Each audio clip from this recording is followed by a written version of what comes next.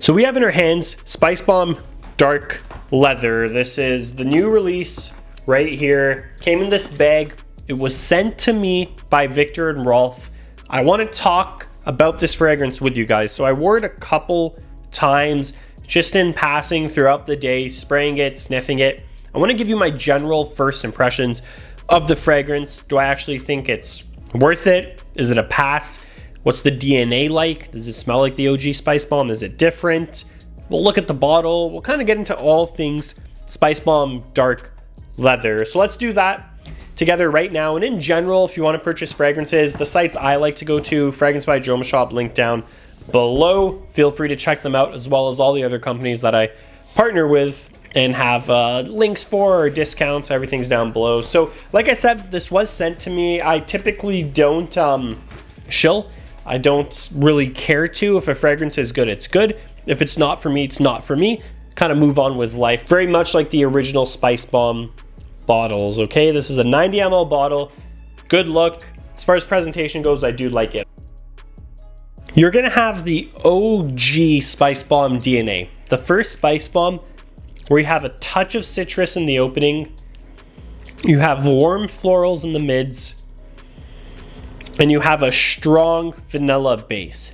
You get all of that in this fragrance. So that's a plus. That's a extra point, or that's a point towards this fragrance, because I like that original DNA. Now at the base, you do notice a leather accord. So you do notice a leather. It's a smooth suede. Let's call it that. It smells like a smooth suede. So it's not so much like a dark, heavy leather fragrance. It's more of a smooth suede. It's mass appealing, it's nice. The leather does not overtake the fragrance. The fragrance is first and foremost the core Spicebomb DNA with a noticeable leather, but more of a smoother suede that does not take over this fragrance. You will still get compliments. You can still wear this on the evening, on a night out. You don't need to wear this dressed up in a suit or wearing leather. It's not that type of fragrance. It's kind of like how Infrared added those red fruit and cherry-like accords, but it still had that core DNA. Or Extreme beefed up the tobacco and the vanilla, but still had the core DNA. This has the core DNA with a touch of a smooth suede. So I do like this. Case in point, I do like it.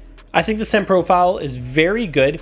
What I also appreciate, and it's a disclaimer too, it's not beast mode. So keep that in mind. Dark Leather is not a beast mode fragrance. I have no doubt they could have made this beast mode, but it's not. The projection is barely 2 feet. 2 feet is still a lot. That's still a good projection, but when you walk into a room, you're not gonna announce yourself. I think that's a positive.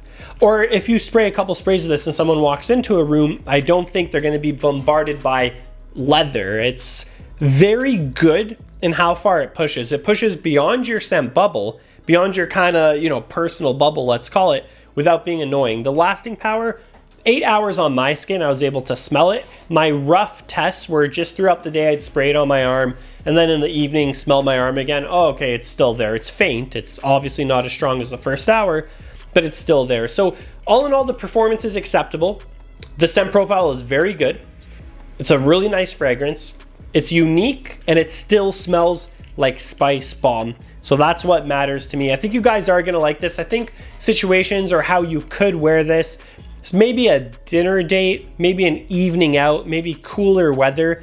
I think that's the vibe. With a lot of Spicebomb fragrances, you can wear them cooler weather in the morning, but I think the touch of leather does lean for this to be a little more of an evening wear. I think it's a good release. It's like Infrared, it's like Extreme. These are good, solid flankers. So let me know your thoughts down below if you've tried this one. I think it's definitely worth at least sampling or trying out or testing in store. You'll probably be pleasantly surprised. A mass appealing suede leather, superb quality, which is what we've come to expect from Viktor and Rolf, that superb quality. Let me know your thoughts down below, guys. Check out all my links down below and discounts and partnerships. Try to save some money as you're going throughout this fragrance journey. It's always the best way to do it. I will see you guys in the next video.